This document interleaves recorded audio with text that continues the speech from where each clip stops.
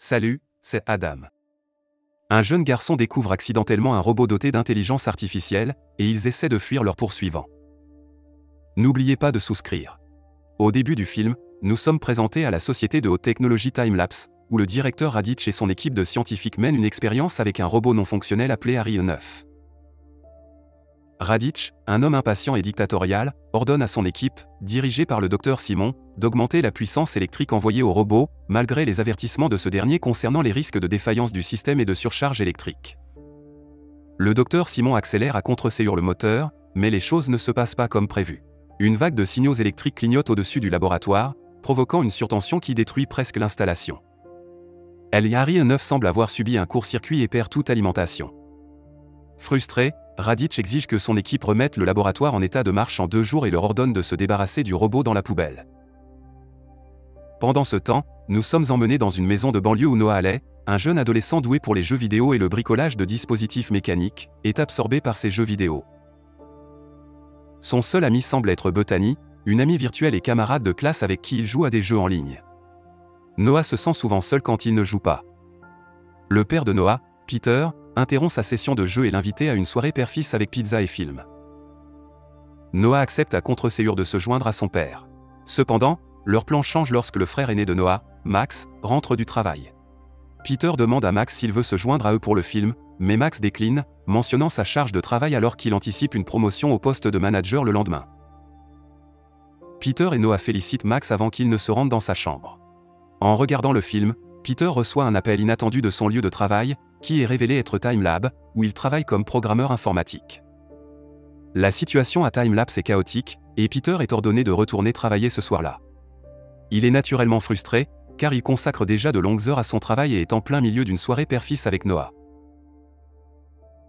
Après de nombreuses insistances, Peter accepte finalement de retourner travailler ce soir-là. Il suggère que Noah l'accompagne au bureau pour qu'ils puissent passer plus de temps ensemble. Le duo père-fils se rend à Timelapse, et Peter vérifie auprès du garde à la réception. Le garde insiste pour vérifier le sac à dos de Noah comme un protocole, ce que Noah accepte volontiers. Peter se demande pourquoi Noah porte toujours son sac à dos, et Noah explique qu'il contient son équipement de jeu et robotique pour éviter de les perdre. Une fois autorisé par la sécurité, Peter emmène Noah dans son bureau et commence à travailler sur le code. Pendant ce temps, Noah remarque un chariot suspect couvert d'une bâche poussé par 2 travailleurs en direction du local de stockage. Curieux de ce qui se trouve sur le chariot, il suit les travailleurs et réussit à se faufiler dans le local de stockage car les travailleurs ont oublié de verrouiller la porte. À l'intérieur de la pièce, Noah découvre un robot non fonctionnel sur le chariot, qu'il suppose être sur le point d'être jeté. Impulsivement, il attrape le robot et le met dans son grand sac à dos. Sans que Noah le sache, ce robot n'est pas seulement fonctionnel mais très semblable à un humain, et il recherche son créateur, le professeur Eiji. Personne chez Timelab n'était au courant que Harry 9 avait été activé par des micro-ondes, pas par une alimentation électrique régulière. En rentrant chez lui, Noah met une part de pizza dans son micro-ondes, et quelques éclairs d'énergie provenant du signal du micro-ondes interagissent avec Harry, qui est toujours dans son sac à dos. Cette énergie provoque le démarrage du robot. Après le dîner, Noah discute en vidéo avec Bethany et lui parle de sa découverte.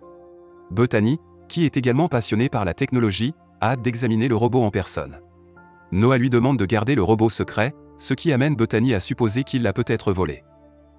Noah insiste sur le fait que le robot était sur le point d'être jeté, affirmant fièrement que les déchets de l'un font le trésor de l'autre. Après avoir discuté avec son ami, il se rend au lit, laissant Harry 9 sur une table près d'une fenêtre ouverte. Le lendemain matin, les rayons de soleil achèvent miraculeusement de réactiver le robot, Harry 9. Harry 9 se réveille et commence à scanner les environs, examinant même les traits de Noah. Ce réveil surprend également Noah, qui est initialement surpris mais réalise bientôt que le robot est sympathique, amical, et possède des compétences et des capacités uniques. Noah et Harry 9 se présentent l'un à l'autre, et Harry 9 mentionne qu'il est à la recherche de son créateur nommé le professeur Eiji. Il révèle également qu'il a été mis en sommeil pendant 5 ans par le professeur Eiji avant que le directeur Raditch ne tente de le réactiver. Harry 9 soupçonne que sa mémoire a dû être brouillée pendant cette période, car il ne se souvient pas de la raison de sa dormance prolongée. Cependant, il se rappelle que le professeur Eiji a mentionné que cela avait été fait pour le protéger. Maintenant, la mission est de recharger la batterie des Harry 9 pour qu'il puisse retrouver ses souvenirs perdus. Noah informe Harry 9 qu'il doit aller à l'école, à quoi le robot supplie de l'accompagner, car il a toujours voulu aller à l'école. Noah accepte à contre-séure et met le robot dans son sac à dos. Pendant ce temps, à Timelapse, la décision est prise de mettre au rebut Ariane 9 et de commencer à développer une nouvelle ligne de robots. Cependant, le seul composant manquant pour le nouveau robot est un système d'exploitation. Le chef de l'entreprise ordonne à Raditch et aux autres membres de l'équipe d'utiliser le système du précédent robot Ariane 9. À ce moment-là, il réalise enfin que le robot est introuvable. Le directeur Raditch envoie immédiatement une équipe d'hommes pour traquer le robot, et la chasse commence. À l'école, Noah et Bethany commencent à découvrir quelques-unes des capacités extraordinaires des Ariane 9 pendant leur cours d'études sociales. Le robot est capable de transmettre des informations pour un exposé oral à travers la salle à Noah. Plus tard, Noah apprend que Ariane 9 peut devenir invisible et a le pouvoir d'arrêter des objets volants en plein vol. Pendant ce temps, les gens de Timelab parviennent à localiser Ariane 9 à distance. Ils découvrent qu'il est en train de redémarrer son système. Cependant, les gens de Timelab ne peuvent pas arrêter Ariane 9 à distance tant qu'ils n'ont pas le contrôle physique sur lui car il a été conçu pour être entièrement indépendant. De retour à la maison, Noah et Bethany continuent d'en apprendre davantage sur leur nouvel ami intelligent, Ariane 9. Soudain, ils entendent une voiture se garer à proximité. Noah enquête et découvre que des hommes étranges en costume, accompagnés du docteur Simon et de Raditch, sont arrivés chez eux. Réalisant que ces individus sont probablement à la recherche des Ariane 9, Noah et Bethany font sortir discrètement le robot par la fenêtre et le mettent dans le garage. Noah conduit ensuite la voiture de son père dans une tentative d'échapper au personnel de Timelab. Raditch prend conscience de la situation et ordonne à ses hommes de suivre les adolescents. À ce moment-là, Ariane 9 libère ses capacités volantes, permettant à la voiture de planer en plein air. Cette manœuvre ingénieuse les aide à contourner les hommes de Raditch et à se sauver temporairement. Cependant, ils sont confrontés à un autre problème important, les batteries des Ariane 9 sont presque déchargées, et chaque fois qu'il utilise une capacité spéciale comme devenir invisible ou voler, cela draine son énergie. Ariane 9 mentionne que son père saurait quoi faire dans cette situation. Dans la scène suivante, les adolescents découvrent que le personnel de Timelab les suit grâce au dispositif de suivi du robot. Bethany, le génie, élabore un plan. Elle décide de télécharger son nouveau jeu de course en 8 bits appelé Flower Power et de modifier la carte du jeu pour correspondre à la ville. En falsifiant le signal de liaison montante des Ariane 9 pour chaque joueur, Raditch et ses hommes ne pourront pas les suivre. Heureusement, le plan fonctionne, et le docteur Simon informe Raditch qu'ils ont perdu le signal du robot. D'un autre côté, Noah parvient à poser la voiture dans un endroit sécurisé. Cependant, il découvre que Ariane 9 n'a plus que 2 jours d'autonomie de batterie. En plus de fuir le personnel de Timelab, Noah et Bethany doivent trouver comment retrouver le professeur Ruggie. Pire encore, les gens de Timelab découvrent comment mettre Ariane 9 en mode de combat à distance. Soudain, il devient une version sombre et violente de lui-même, tirant sur Noah et Bethany. Craignant pour sa vie, Bethany se cache derrière la voiture, tandis que Noah fait face à son nouvel ami robotique et tente de le calmer. Comme Ariane 9 est en mode de combat, il ne reconnaît pas Noah et l'attaque. En raison de la destruction dans les environs, les gens de Timelab parviennent à les localiser. Juste au moment où Ariane 9 est sur le point de nuire à Noah, l'adolescent héroïque prononce un discours compatissant sur l'amitié, exprimant combien il aime Ariane 9. Ce discours aide Ariane 9 à retrouver sa forme amicale originale et à réaliser ce qu'il a fait lorsqu'il était en mode de combat. Il présente ensuite ses excuses à la fois à Noah et à Bethany. Peu de temps après, Raditch et ses hommes arrivent sur les lieux en réponse.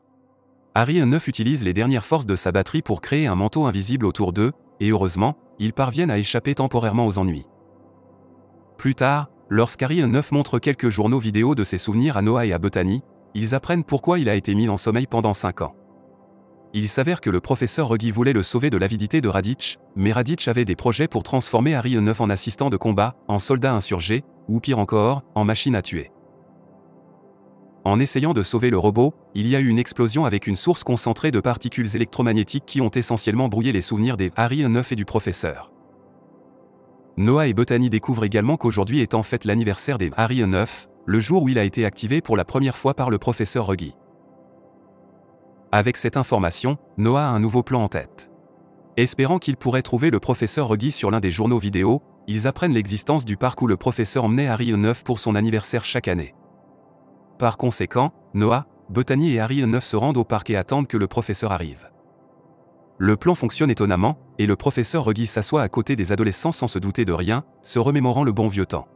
Juste à ce moment-là, Noah lui raconte toute l'histoire du sauvetage des Ariane 9 et comment leur petit ami robot a besoin de recharger ses batteries avant qu'elles ne se vident. Le professeur leur dit qu'il a en fait trouvé un moyen de surcharger Ariane 9, mais qu'il a besoin de la bonne énergie électromagnétique pour cela. Toute l'équipe de sauvetage se rend au restaurant Max, où ils associent 2 micro-ondes pour surcharger Harry et Neuf. Juste au moment où ils sont sur le point de terminer la surcharge, les hommes de Raditch arrivent sur les lieux et coupent le courant. Malheureusement, Harry et Neuf est toujours dans un état vulnérable, donc il ne peut pas utiliser ses super compétences. Raditch arrache alors le petit robot et l'emmène au laboratoire Time-Lab sous son commandement.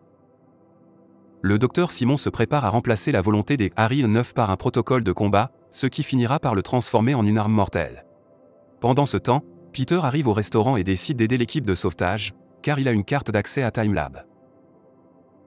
Évitant la sécurité, le groupe entre dans le bureau de Peter pour modifier le code du docteur Simon.